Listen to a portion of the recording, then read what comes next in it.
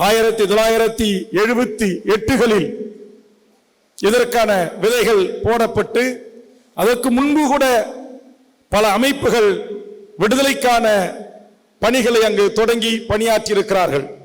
ஆக 80களில் 83 ஜூலை கலவரங்களில் தொடர்ந்து அடுக்கடுக்கான நம் தொப்புள்குடி உறவுகள் இனப்படுகொலைக்கு உள்ளாகிய போது அதையெல்லாம் கண்டு வெகுண்டெழுந்து வீதிக்கு வந்து வராத மாமணியாய் இந்த உலகத்தில் ஒரு தலைவன் வந்தான்.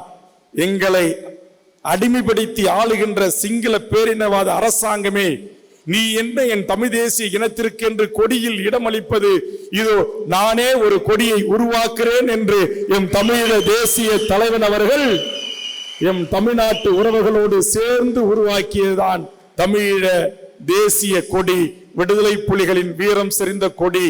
கடற்புலி படற்படையிலும் வான் படையிலும் தரப்படையிலும் கரும்புலி படையிலும் பட்டொலி வீசி பறக்கின்ற அந்த கொடி.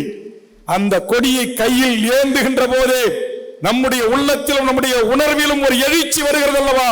அந்த எழுச்சி தமிழ்நாடு முழுவதும் என் தமிழ் சமூகத்தின் கரங்களில் வர வேண்டும்.